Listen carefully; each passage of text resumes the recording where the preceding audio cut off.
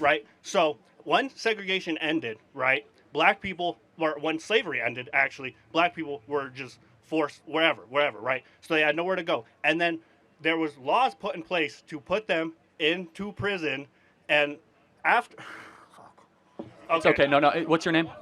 Guys, what's your name? Jackson, Jackson. Jackson. It takes a lot of courage to come up here. Yeah, no, Let's I just know. take a deep breath. I, Okay, I'm I not here to know. pick on you, No, I and know. I need I to get my appreciate thoughts it. together. No, no, it's okay. I know I that knew this I can be was. very intimidating getting in a crowd like this. So just take a deep breath. Let me make your argument. I'm going to make your argument for you, and I'm going to tell you why I think it's wrong. Okay? Okay, yeah. Is that fair? Yeah, sure. Okay. So the Okay, yes, I argument want to that is have being made, that you want to make, is that there's legacies of injustice, Yes. and that those legacies impact one generation after the other. And when those things get handed down, you have what is a system or a systemic issue that isn't just isolated in 2024. So the argument that you're making is that what happened in 1954 does impact 2024 of decade after decade after decade. Let me tell you my response to that. Of course, there is some truth to that. However, every culture, every person in this audience can point to issues that families or generations prior had that we're able to overcome.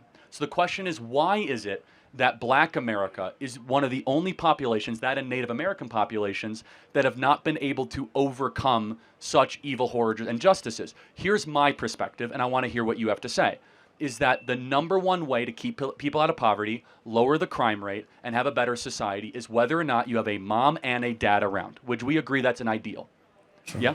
Cool. Yeah. So what happened in 1964 is that 25% of black youth were raised by a single mom. Today, it's nearly 75%, about 70%. So that means that 1 in 4 black kids will have a father around. Only 1 in 4. That's the number one issue happening in the country, and it's not because of systemic racism. I'd like to hear what you have to say about that. Okay. So I think I misjudged you at first. Like when you brought up the 1350 stat, I had like just assumed that it was like inherently like eugenics based, kind of, So, and that's where mine came from. Like I think we are on the same page that like we know what the problem is, and that's what I mean. Like No, the and education. thank you for saying that, because I think we actually have a lot more in common in this country than the media would Yeah, ever no, believe. definitely, right?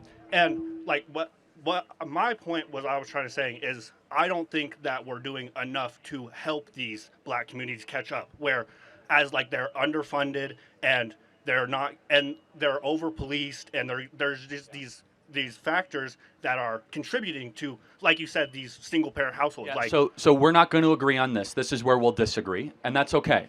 I have more of a view of Thomas Sowell on this, where he believes it's far more about culture, values, and worldview than stuff and over policing.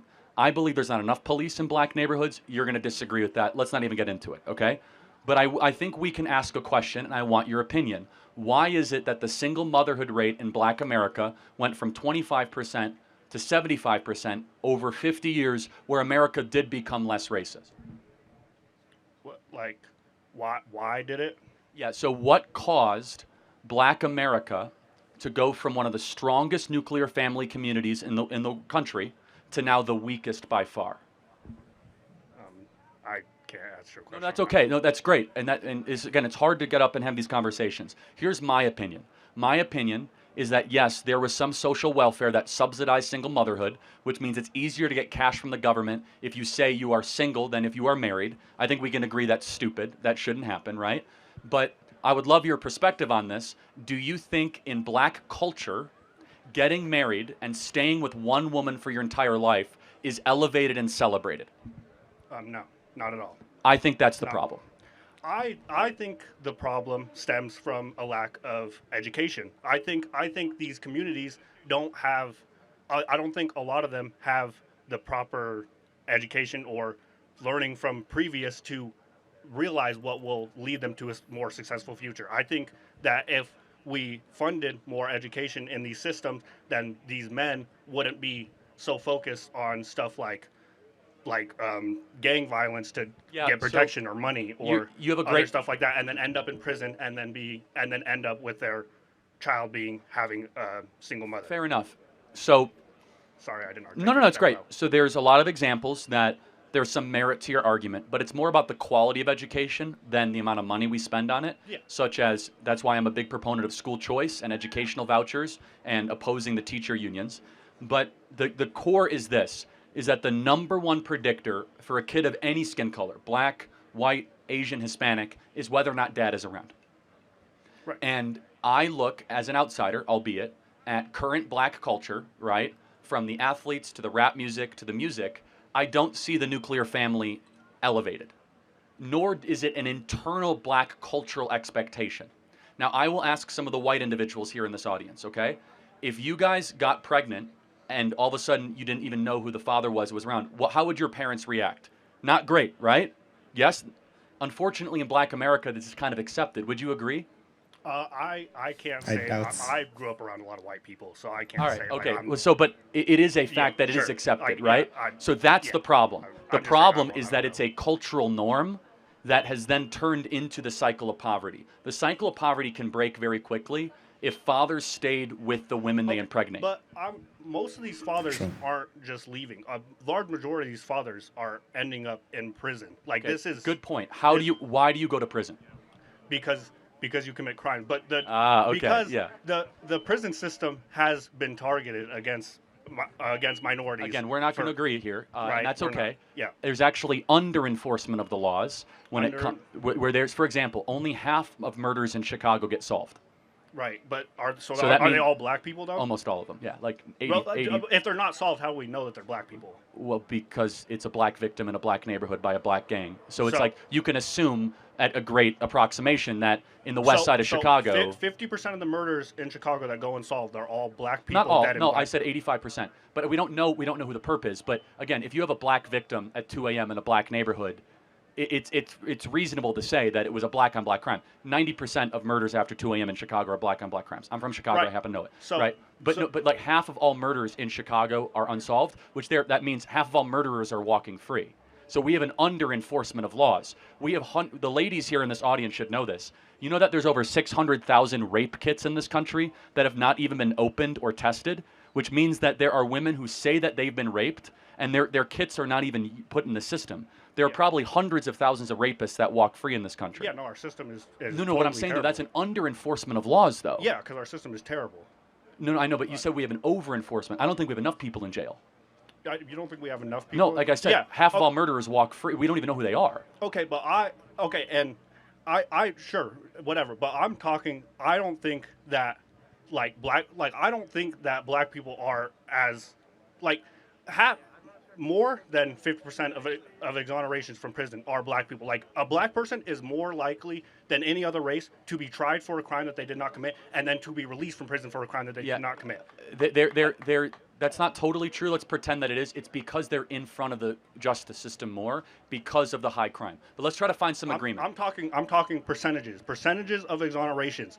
No, it's because they're in the system more, though. It's because you have more cases. But anyway, let's pretend that's true. Let's pretend the system's totally racist. Actually, there's more white people in the system because white people make up no, for sure.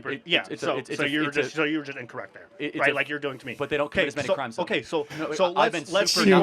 Let's be cordial. You're not being, so let's calm down a little bit, okay? You're not being. Am I being sweet to this guy? Okay, but all right. Let me ask you one question in closing, though. If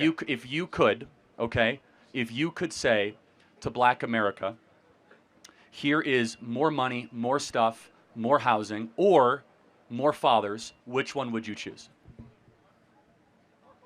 More funding. I don't think, because fathers, I think that you need to solve the problem from the bottom. I don't think you can just plant a bunch of fathers in and they're going to stay there. Like you said, they're just going to, like in the culture, it's not part of the culture. So they would just leave. It's a hypothetical, meaning if the fathers were to stay. Were to stay? Yeah. Okay, yeah, sure. If I just knew for 100% fact that they were going to stay. No, sure. we have agreement. So during the BLM stuff 4 years ago, did we hear anything from the national BLM leaders or anybody about black dads staying around with women they impregnate? Did anyone mention that? No. Why?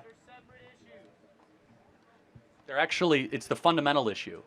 The fundamental issue is if you have a father around, less likely to commit crimes, more likely to graduate high school, more likely to get a job, less likely to be in poverty. How do we get there? Like, this is what I'm like. No, how do we get there? Well, the first of which is you must raise the standard of expectation both internally and externally in the black community, that we're not going to put up with men, because we're both men, fleeing the women that they impregnate. Yeah. That we will say to men that flee the women that they impregnate, you're a loser, we're not going to tolerate you, we're not going to be friends with you, that you're the scum of the earth, that if you impregnate a woman and you just run away from them. Most definitely. But Do I we don't- do that right yeah, now?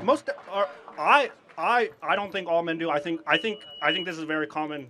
Uh, uh, what's the word I'm looking? I think this is very common in just masculine culture in general. Is that men won't do that too? I actually think it's the opposite of masculine culture. Like- too. I think it's not feminine. It's something else. No. Just fleeing from the Well, difficult. no, but I'm saying in male circles. I feel like that is something that males would praise, or at least around my age range. That's something Okay. that happens. So then I That's- think we need to demand better. Thank you for coming up to the mic. I know it's Yep. not easy, and God bless you. Thank Yep, you so much. Have a good day, sir.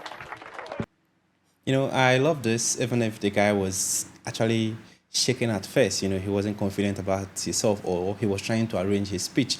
But Charlie helped out, and I see where Charlie is coming from. You know, the presence of father at home is going to help a lot, because I've noticed it not only in my family, but I've noticed it in other people's family. You know, when we have both parents at home, the children tends to behave a bit where, you know, there's lower crime rates, because, you know, you have a father to scold them. You know, the mom can be with you because of the love she have for you, because of how she went through, you know, labor. She might be sentimental in her judgment. You know, she don't want to do anything to hurt you. And women are like that in that nature. You know, they are very, very cool. But when a father scold you, you know, you would adjust your way. You will know that, yes, you are doing something wrong, and you would adjust your way. And I think that is the use of a father figure at home. I know so many women might disagree that, yes, they've witnessed single parenting and it has gone well, but the absence of father is the reason why there's more crime rates, because there's no one to put the boy child on check, put the female child on check. If there's a father at home, I don't think a lady will come back home at, let's say, 8, 9, or 10 in the evening without a reasonable excuse. If there's a father at home, I don't think a guy will come back at that time without someone scolding for him. You know, I've seen scenario. I think I even saw a video online where this lady was trying to talk to her son. She was like, "Stop it, stop it." The son did not listen. Immediately, the son saw the father. He quickly stopped whatever he was doing. And that is the advantage of having a father figure at home. Yes, women can do their best. That is it. You know, but that compassion, that love they have for their children might cloud their judgment. But I've seen, you know, women that are very strict to their children. You know, it's actually the opposite. The father is a bit compassionate. The mother is strict, just like my mom.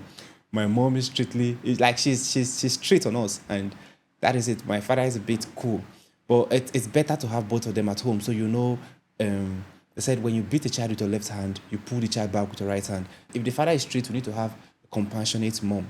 That is it. It goes both ways. And I think I love this about Charlie.